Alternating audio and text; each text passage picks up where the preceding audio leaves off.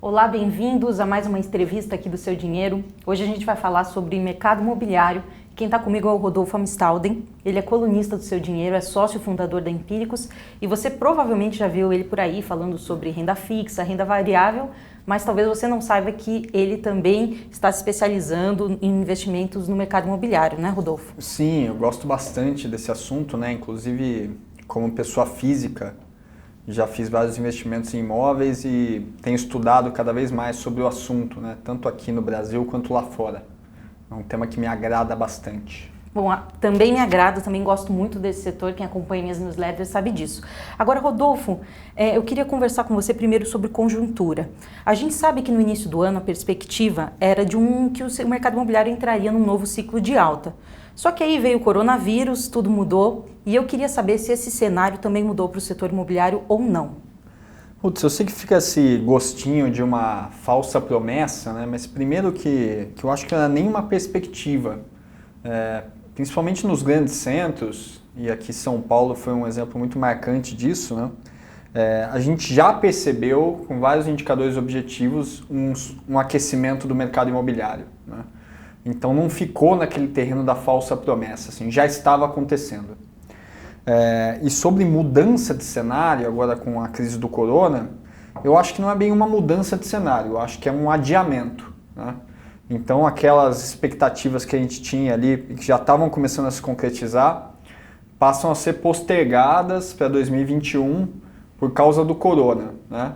Mas todas as condições macroeconômicas continuam dadas para o Brasil ter um ciclo de aquecimento do mercado imobiliário, né? Inclusive, o corona traz até uma ajuda adicional, né? E aqui não estou nem querendo ver fatos positivos onde só há negatividade, né? Mas, de fato, assim, a queda dos juros, né, que já foi para um nível bem abaixo do que se previa no começo do ano, né? E pode continuar caindo, inclusive, com a atuação do Banco Central, seria mais um catalisador para aquecimento de mercado imobiliário. Como eu falei, foi adiado, não é mais 2020, mas já no segundo semestre de 2020 ou principalmente 2021, a gente tem que estar preparado para esse aquecimento voltar com tudo, né? E como o mercado adianta as expectativas, também não é a questão de tipo, eu vou ficar sentado aqui esperando, porque logo mais isso já pode voltar. Entendi. Agora, quando você fala em mercado imobiliário, é um termo muito amplo, né? O que exatamente significa investimento em real estate? Tá. Bom, lá fora a gente usa muito essa expressão, né? Aqui no Brasil também dentro do mercado financeiro, o real estate, ele acaba englobando tanto o investimento em imóveis físicos, né? Que no jargão de mercado a gente chama de tijolos, quanto investimento em fundos imobiliários, tá? Então são essas duas classes de ativos, tá? Então, quando eu falo de real estate, eu posso falar tanto de imóveis físicos quanto de fundos imobiliários. Os raciocínios são muito análogos. Tem algumas diferenças ali, práticas, operacionais, mas o raciocínio é muito análogo, né? E o real estate é super relevante, tá? Representa, em termos globais, 56% da riqueza, né? Então, óbvio, quase todo mundo aí tem as famílias, né? No Brasil, lá fora, tem ou querem ter uma propriedade para morar, né, uma moradia, além dos investimentos. Então 56% da riqueza global está depositada em ativos imobiliários, é a classe de ativos mais relevante, né? E mesmo se você pegar especificamente os portfólios multimercados, 16% dos portfólios multimercados estão alocados em ativos imobiliários. Então, se você tem o seu portfólio completo, né, com renda fixa, renda variável, proteções, etc., e tem menos de 16% desse portfólio em imóveis, você está abaixo da média global. Tá? Não estou nem entrando no juízo de valor, né? Óbvio que como eu curto imóveis, eu acho que tem que ter mesmo, né, 16%. Mas se você tem zero e o mundo tem 16%, alguma coisa deve estar errada, né? Então eu gosto de passar essa referência global para dar um norte para as pessoas. Entendi. Agora, você fez a sua carreira toda no mercado financeiro. Queria entender como que você compara o investimento em imóveis com os investimentos em renda fixa e renda variável. Legal. Bom, primeiro tem já meio que esse senso comum de que o imóvel ele está meio que no meio do caminho, né?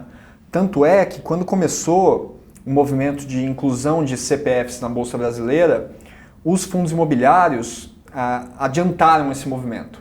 Então, as pessoas que estavam na renda fixa, muitas delas acabam pulando antes para fundos imobiliários e depois para renda variável, para ações, né, ou até opções. Tá? Então, ele funciona como esse meio de caminho que é muito legal. Tá? Como os juros estão caindo no mundo inteiro, Marina, a galera está saindo de renda fixa, principalmente de estratégia de geração de renda com renda fixa, porque esse juro lá fora é 0, no Brasil já está 3, né, e a tendência é que caia ainda mais, e indo para ativos imobiliários geradores de renda. Né, os imóveis combinam muito com geração de renda por causa dos aluguéis, obviamente. Tá? Mas tem uma outra ressalva que eu gosto de enfatizar também, que é os imóveis, apesar de tudo isso que eu disse, a volatilidade dos ativos imobiliários é muito mais parecida com a da renda variável com renda fixa. Tá? Então eu não gosto também de iludir as pessoas falando que imóveis são renda fixa. Quando você tem uma variação de preços no mercado, tanto no mercado físico quanto no mercado de fundos imobiliários, os preços se mexem muito. O que para mim, na verdade, é uma ótima oportunidade, né? Porque você só consegue comprar barato e vender caro quando tem volatilidade. Quando não tem, não dá para você fazer essas esticadas tão grandes. Tá? Mas é importante saber que os preços se mexem muito, então você nunca vai colocar um dinheiro da confiança, um dinheiro de emergência em ativos imobiliários. Tá?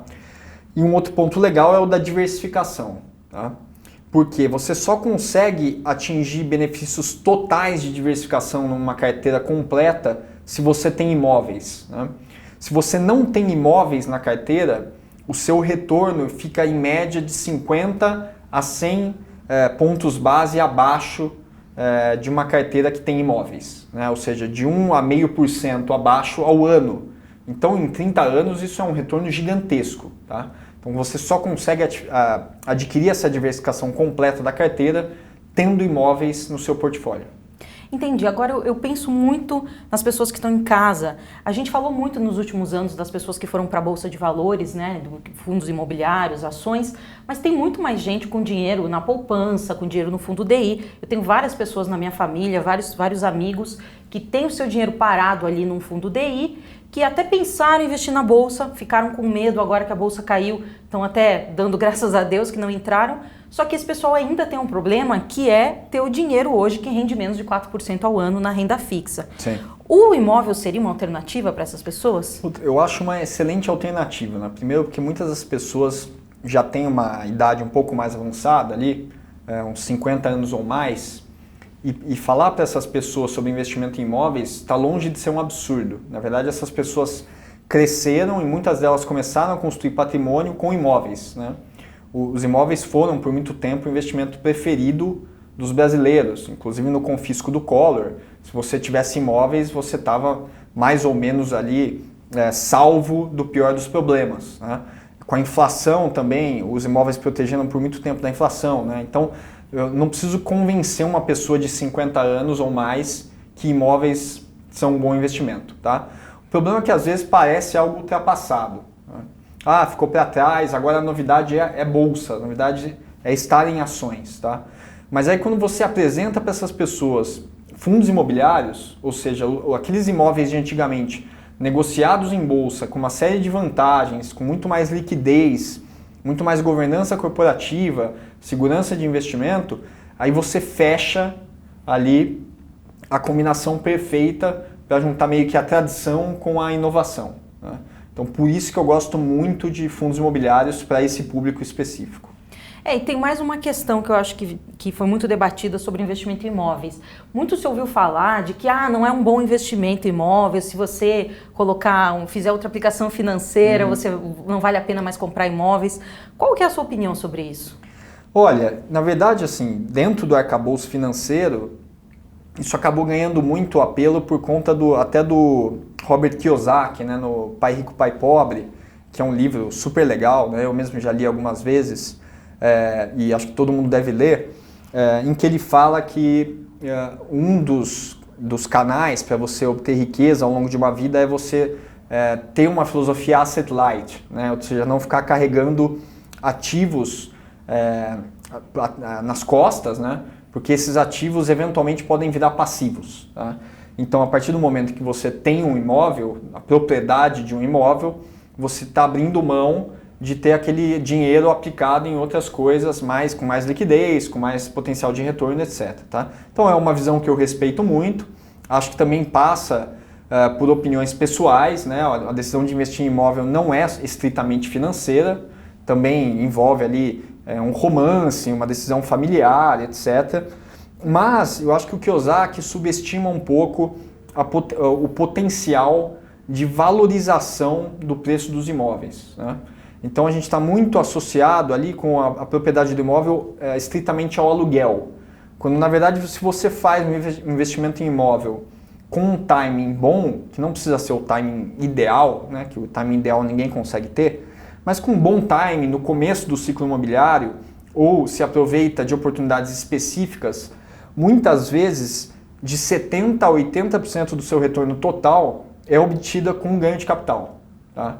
Então, e aí você precisa ter a propriedade mesmo para se beneficiar desse ganho de capital. Né? Então, nesse sentido, eu acho que existe sim um espaço bem grande para fundos imobiliários, para ativos imobiliários, etc. Né?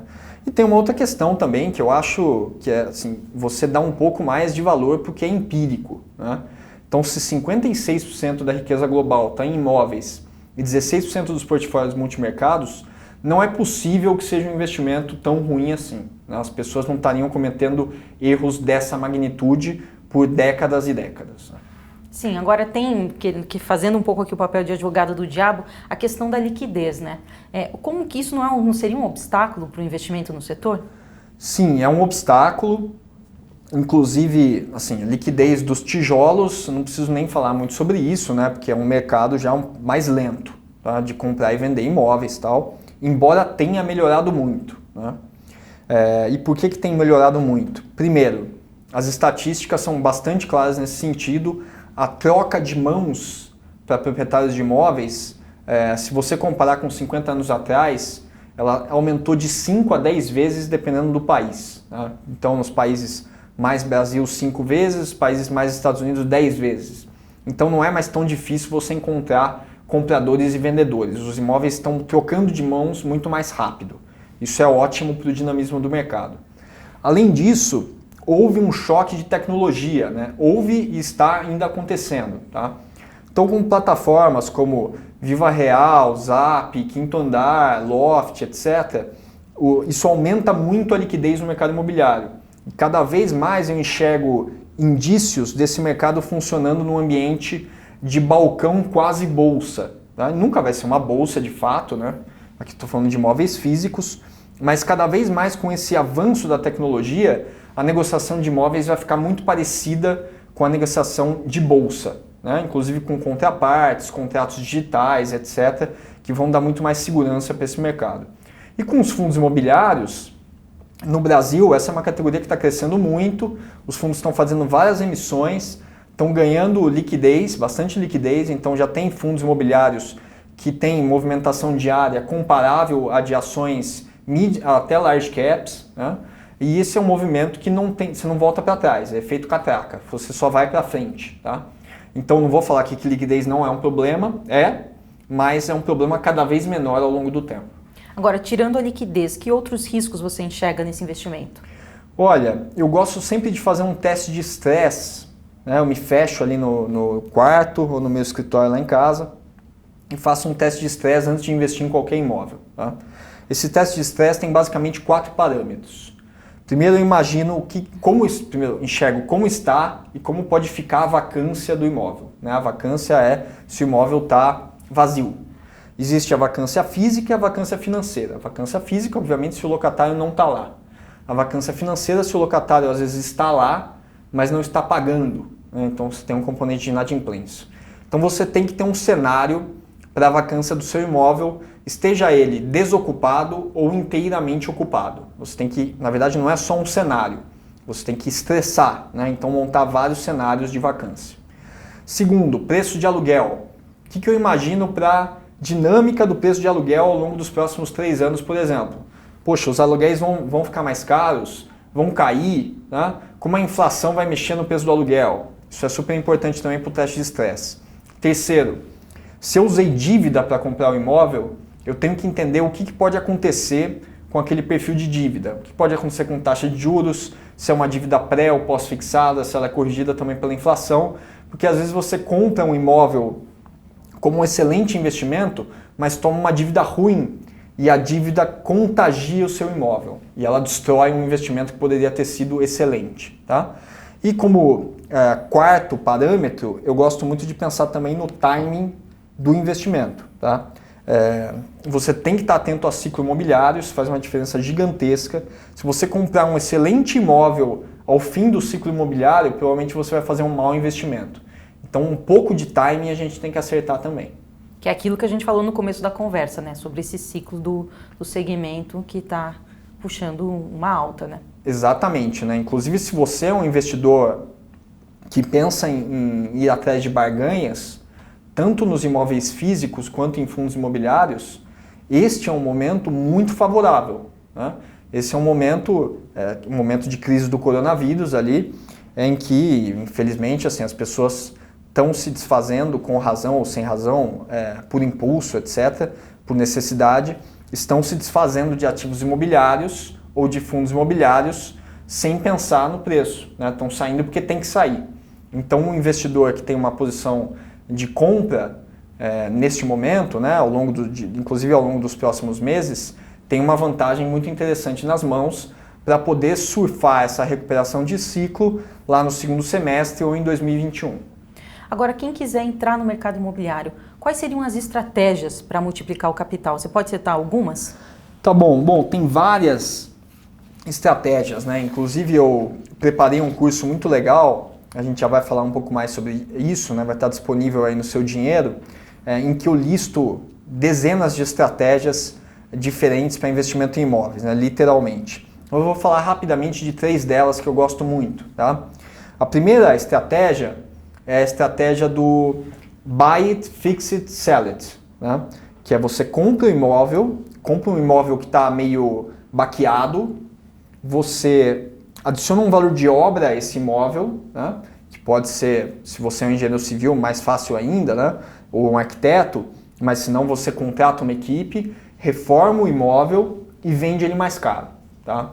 A segunda estratégia é o Buy It, Rent It, Sell It. Então você compra um imóvel que está desocupado ou parcialmente ocupado, adiciona um valor comercial ao imóvel, atrai locatários, o preço do imóvel vai subir, você beneficia tanto do aumento da renda quanto do aumento do preço. Tá? E você pode, obviamente, usar essas duas primeiras estratégias de forma conjunta. Né? A BlackRock, que é um dos maiores fundos de investimento do mundo, né? Uma gestora gigantesca que sabe tudo de mercado imobiliário, né? Os caras são craques nisso, usam essas duas estratégias de forma conjunta. Né? Então, que é você compra imóvel, reforma, aluga e vende. Ou reforma, aluga e se beneficia de uma renda muito maior comparado com aquele preço que você pagou. Tá? Então, essas estratégias são super interessantes. Você pode usá-las tanto no mercado de tijolos quanto de fundos imobiliários, eventualmente comprando um fundo imobiliário que tem um prédio ruim, mas que está reformando, fazendo um retrofit nesse prédio. Ou que tem um prédio vazio e que vai alugar esse prédio. Tá? Eu mesmo já dei várias recomendações nesse sentido, o Alexandre Mastrocinco aqui da Empíricos também. Tá? E a outra estratégia, embora tenha algo de mórbido, né, mas a gente tem que falar porque é uma realidade, é a estratégia dos Ds imobiliários. Eu não sei se você já ouviu falar disso, mas basicamente, lá eu vou falar em inglês, né, porque é como está feito o bordão ali, né, mas death, divorce, debt e disease. Né? Então, quando você tem situações de morte na família, situações de divórcio, de doença ou de dívida, as pessoas precisam vender imóveis por motivos extemporâneos, né, que não pertencem a elas necessariamente. Elas têm que vender porque têm que vender, né, não por vontade própria, ou não por uma estratégia de investimento. Então, se você está atento também a essas oportunidades, você pode comprar os imóveis a preços muito atrativos. Entendi. Agora, a gente sabe que o segmento imobiliário ele é muito diversificado, tem hotel, tem imóvel comercial, residencial. Na sua opinião, quais são as tendências mais altas agora nesse momento? O que vale a pena comprar? Joia. Bom, como eu fiz a maior parte da minha formação em imóveis fora do país, eu vou falar um pouco de tendências que estão rolando lá fora, mas não é só por isso também, né? Porque tudo que rola lá fora acaba acontecendo no Brasil também. Ou imediatamente, em grandes centros, ou com alguma defasagem, mas acaba chegando aqui, tá? A primeira tendência que está muito forte lá fora, que é uma tendência secular, na minha opinião, é a de imóveis para idosos, tá? Então, cada vez mais você vê investidores colocando dinheiro de forma muito profissionalizada em imóveis feitos especificamente para idosos. E aqui não falo só de casas de repouso, etc., que poderia ser a interpretação mais direta, né? Mas também de você pensar, por exemplo, em ter um apartamento ajustado para as necessidades de um idoso. É um apartamento que não fica na cobertura, ele fica no primeiro andar, tá? Porque o idoso vai chegar mais rápido, ou se precisar ele consegue subir um andar de escada, etc. E que tem facilidades na sala, na cozinha, no banheiro. Você pensa toda a arquitetura do apartamento para isso. Ou uma casa inteiramente térrea, né? Então esse é um investimento que tem se valorizado muito lá fora, e mesmo em São Paulo você já começa a perceber vários nichos favoráveis para esse tipo de coisa, tá? Outro ponto muito forte lá fora, que eu acho que logo vai chegar aqui no Brasil também, nas grandes capitais, é o da moradia estudantil, tá? Então as pessoas têm estudado cada vez mais velhas, né? Cada vez mais as pessoas ficam um tempo na casa dos pais, ou terminam a formação fundamental e vão viajar um tempo para depois decidirem onde fazer faculdade, ou querem fazer um mestrado, um doutorado, e esse tipo de demanda não combina tanto com a demanda de uma república da nossa época, né? Não sei, eu morei em república, talvez você tenha morado também, né? E é aquela zona, tal, outra parada, né? Então agora a demanda por moradia estudantil está mudando muito, né? Não é mais uma pessoa que quer ficar na bagunça, morando com outras 5 pessoas, ninguém lava louça, aquela zona, né? Então isso também está gerando oportunidades muito interessantes, né? Se você pegar, inclusive, para quem conhece um pouco de São Paulo, né? Eu não posso dar outros exemplos porque não conheço, tá? Mas o que está subindo de prédio com outro perfil próximo à USP. Mudou muito, está mudando muito o Butantã e vai mudar cada vez mais, né? Então essa é outra oportunidade que eu acho bem interessante. Agora, o que é furada? Assim, a gente sabe que tem segmentos que às vezes não dão certo, e qual seria a furada da vez, na sua opinião? Sim, um nicho que está perdendo muita atratividade é o de apartamentos de luxo, tá? Estou falando aqui em termos gerais, principalmente em grandes capitais, você teve um excesso de oferta de apartamentos de luxo, né? Nas principais capitais do mundo, e aí os preços são exorbitantes, né? E muitas vezes assim, é por uma localização específica ou por uma metragem específica, por algum capricho, né? Algum tipo de ostentação no imóvel em que você consegue basicamente a mesma qualidade de vida pagando milhões a menos, literalmente, tá? Então os apartamentos de luxo estão muito ameaçados, né? Está num momento ruim para eles e talvez inclusive também seja uma tendência secular. E o segmento de hotéis, tá? Na verdade, quando eu falo em hotéis agora, depois do corona, parece algo mais óbvio, mas o nicho de hotéis já estava num momento muito ruim antes do episódio do coronavírus, tá? Também teve um excesso de oferta e a disrupção trazida por Airbnb e similares foi muito significativa, tá? Então, esse é um nicho que está num momento muito ruim, e eu não recomendo mesmo com investimento em longo prazo. Eu sei que vários brasileiros já entraram nessas oportunidades de compra um conjunto num hotel, né? Um hotel em Copacabana, um hotel próximo a Faria Lima, etc. São péssimos investimentos, não recomendo para ninguém. Entendi. Agora, você tem alguma recomendação final aí que você poderia passar para quem está pensando em investir em imóveis? Olha, Marina, a gente falou bastante sobre grandes centros, né? Na verdade, tem uma expressão técnica para isso quando você está falando de investimento em imóveis, que é dos gateway markets, né? Que são alguns mercados especiais que você tem que estar de olho neles, né? Ou também, muita gente usa a expressão superstar cities, né? São Paulo é uma delas, o Rio, embora esteja num momento ruim, tipicamente é uma delas, Nova York, para citar um exemplo óbvio, Paris, né? Então tem vários casos tanto aqui no Brasil quanto lá fora. E você tem que olhar para os gateway markets para adiantar essas tendências, né? Antes que elas aconteçam, antes que elas façam preço. Qualquer que seja o lugar em que você vai investir. Ah, Rodolfo, mas eu não vou comprar imóveis em Nova York, não vou comprar um fundo imobiliário que tem ativos em São Paulo, meu negócio é outro, eu moro no Mato Grosso, ou eu sou do interior, etc. Não importa.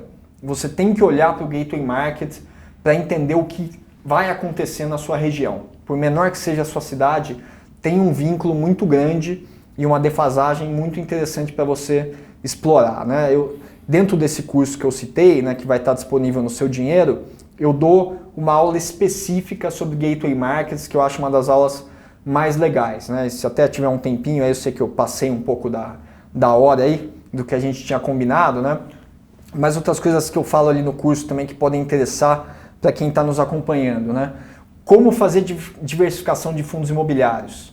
Às vezes as pessoas vão amontoando fundos imobiliários na sua carteira, né? Ah, vi esse, gostei, vi esse, gostei, vi esse, gostei, e não tem uma ideia de quantos fundos imobiliários é o ideal para ter na carteira, qual a combinação entre os FIIs, né? Eles têm perfis muito diferentes, tem alguns fundos imobiliários que são mais para ganhar capital, outros para gerar renda, né? Eu explico melhor isso que eu falei lá, a minha pequena crítica ao Robert Kiyosaki, né, do Pai Rico, Pai Pobre, de como o retorno em imóveis ele é a soma entre rendimento e ganho de capital, que eu acho que é um ponto que fica um pouco obscuro ali para as pessoas que estão amparadas no senso comum, né? E falo até, inclusive, de assuntos do tipo qual é o impacto de mudanças climáticas sobre o mercado imobiliário, né? Enquanto tem muita gente discutindo se existe ou não aquecimento global, o mercado imobiliário não está mais discutindo isso. Os preços de imóveis localizados próximos ao litoral ou a regiões de risco, né, de baixo nível de mar, já estão caindo, né, na ordem de 5% a 15%. Tá? Então também falo isso em alguns tópicos especiais desse curso. Legal, Rodolfo. Bom, queria deixar um convite para quem se interessar pelo curso. É um curso que ele está sendo lançado exclusivamente no Seu Dinheiro, em primeira mão. Então, a proposta do nosso site, nosso projeto, é oferecer conteúdo interessante para o investidor. E investimento não é só bolsa, não é só renda fixa, é também eventualmente você investir no mercado imobiliário, é também eventualmente você abrir um negócio. E é por isso que a gente trouxe esse curso com o Rodolfo aqui, para quem realmente está considerando o mercado imobiliário como uma opção. Rodolfo, você podia explicar um pouquinho mais do curso? Bom, a primeira coisa que eu falaria sobre o curso bom, se você não gostou dessa nossa conversa, acho que o curso não é para você, né? Porque justamente o que tem lá de conteúdo, eu gravei várias aulas, são aulas de, em média, 15 minutos, né? Se eu não me engano, são 9 aulas, e é justamente nesse formato. Primeiro porque ninguém tem tempo a perder, né? Você vai ficar assistindo uma aula de 1 hora na internet cheia de encheção de linguiça, né? Então eu quis ser muito direto ao ponto, trazendo muito insight, né? Pouca historinha, pouco blá blá blá e muito insight para a pessoa que quer investir em real estate, né?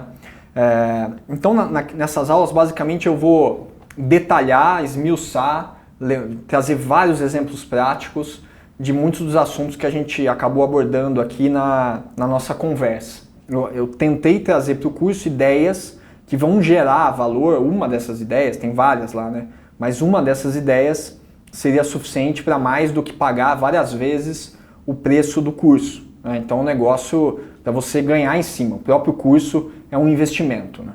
E eu acho importante também, complementando aqui o que o Rodolfo falou, que o investimento em imóveis, ele é um investimento, você não compra um apartamento, por mais que você tenha, que alguém aí que tenha muito dinheiro, você não compra um apartamento todo dia, você não faz um investimento desse todo dia, principalmente quem investe em tijolo. Então, eu acho que se preparar para fazer uma boa compra, para fazer um bom investimento, é algo que efetivamente pode significar um salto no patrimônio de quem está investindo, né? Então, eu acho que vale se preparar para isso e deixo aqui o convite para conhecer o curso. Sim, não, inclusive se você estiver curioso, né, você pode acessar o curso, comprar o curso e se você não estiver gostando, pedir um reembolso, né? Sim, dá para acessar o curso, olhar todas as aulas, a gente está liberando tudo de uma vez só, acessar lá por 7 dias, uma semana você tem para olhar todo o conteúdo e caso não goste, tudo bem, liga lá no nosso central de atendimento, pede o reembolso e a gente devolve 100%. Então, realmente, eu acho que é uma super oportunidade aí para quem está pensando em investir no segmento.